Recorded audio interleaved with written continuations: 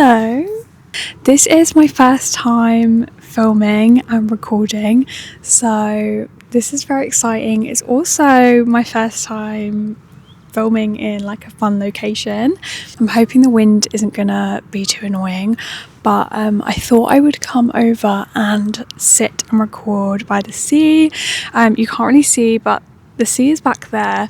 I did want to sit on the cliff top by the coastal path with the sea in the background, but it was just getting too busy with walkers and I was stressing out. I want to be away from everybody when I'm talking. I don't want people listening to what I'm saying. But yeah, we are talking all things overwhelm, burnout. I feel like it really is the season for it. I've definitely been in the midst of it recently, and I think it's one of those things which is so easy to push through, but in reality, we need to sit back and actually feel our emotions, work through them, work through the overwhelm in a way which doesn't make it worse. So yeah, it's been a while since my last episode. Honestly, I'm so ready for 2026. I had such a clear vision for 2025, and it does kind of make me sad because loads of things happened this year which just meant that I'm feeling quite behind, and I know that's a common feeling when you're like mid-20s, like feeling lost and all of that fun stuff.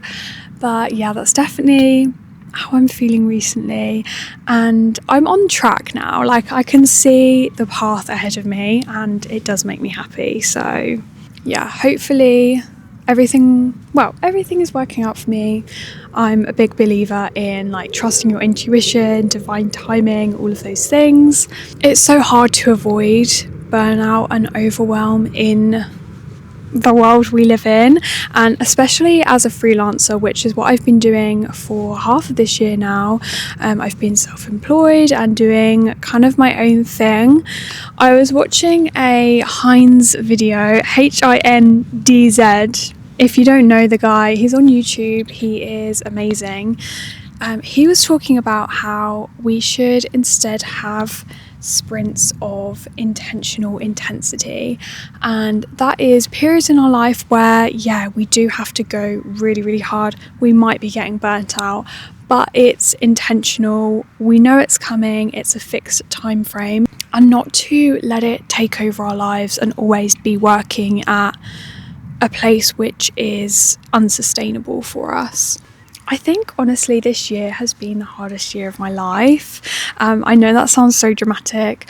I have left 3 jobs this year, which is crazy, and I never thought I would be somebody who like quits that much. And I guess I'm kind of like working through pulling that away from my identity and just realizing that it's okay to quit. It just means it wasn't right for you, it wasn't the right environment, it wasn't in alignment. This word alignment has been coming up time and time again recently for me. It was one of my words for 2025 actually, was to be aligned, and I've been ignoring it. I'd say from like September to now, I've been living in a state which has been really, really low mood, really, really overwhelmed and burnt out. I don't know if you can relate to this, but a problem with me is that if I have a to-do list, and I will often create a really long to-do list, I want to get through that to-do list that day, and that sometimes means that it goes into the other day, 4 a.m. into the other day, and I will not be able to switch off if I know that there are high priority things that need doing. And that can be really hard when you're overwhelmed with so many tasks. Like, you literally don't stop because it's like an all or nothing thing. Like, you want to get it all done as soon as possible, you know, and you want to get it all out of the way. So what I was doing was just working, and of course like never catching up with the work because it was just constant, and then forgetting to look after myself, forgetting to live, see the people I love. And is she talking to her dog, or is she talking to me? No, she's talking to her dog. So yeah, not fun, guys. And I've kind of been playing around with different techniques of how to deal with this. So I was listening to a Mel Robbins podcast. Love her or hate her, she is a powerhouse in the self-development, like personal growth space, and I really do love her podcast. And she was saying about this breathing technique which you actually find yourself doing when you're crying naturally, and it's kind of like an in breath and then a big release breath. So when you're crying and you're like like that, like it's kind of like that, and what it does is resets your brain. I can't remember the science of it, but I've been doing that as like a breathing technique whenever I am feeling like especially like I don't know what to do because I've got so much to do.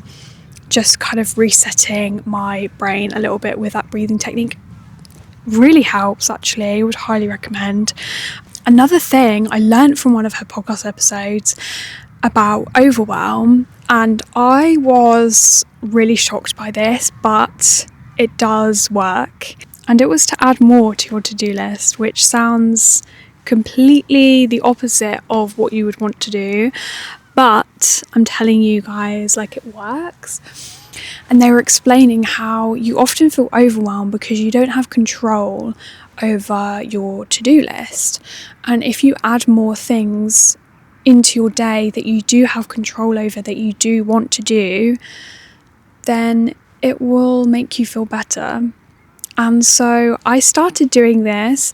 I started drip feeding things that I was working on, like passion projects and stuff like that, into my day-to-day life, and really loved it. And I saw such a huge difference. It really improved my mood. I did feel more in control of everything. I've also taken a step away from social media. I'm currently pet sitting, like away from home for a couple of weeks, which has been such a lovely escape for me. Like I really needed it. And one thing I've been doing is not going on social media, only to post, like, and engage on the accounts I'm posting on. Obviously, I'm still like doing a bit of social media management and doing my own social media too. If I'm not posting and engaging with accounts, like, I'm not on social media. And also, because I'm such a big fan of YouTube, what I've done with YouTube is think about what video I want to watch before I go on YouTube and search for it specifically, which makes a huge difference, because I'm just someone who gets so lost in their recommended page. So yeah, that's that. This isn't going to be a super long episode. I only have 3 more minutes left on my SD card, I think. I really want this to be a space going forward where we can hype each other up about our dreams, all things like self-improvement, lifestyle, just generally navigating 20s. So yeah, I just wanted to come on here and say, if you do feel like you are going through some winter blues, like, I am here with you, and all you can do is take each day at a time, be in the present. What do you need in this moment that can make you feel better? Because you need to feed yourself. You need to feed your soul in order to give to other people, to give to your career, your life. Like, yeah, love yourself a little bit more. This is your sign. Okay. Thank you so much for being here. I'm really excited to get back into a regular posting flow on here, and maybe I'll post this on YouTube.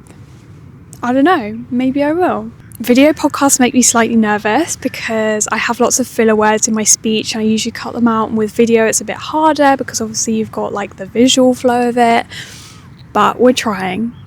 We're making moves and trying to act with love and not fear, and a lot of my content stuff I wasn't posting out of fear, but we're not doing that anymore, especially not in 2026.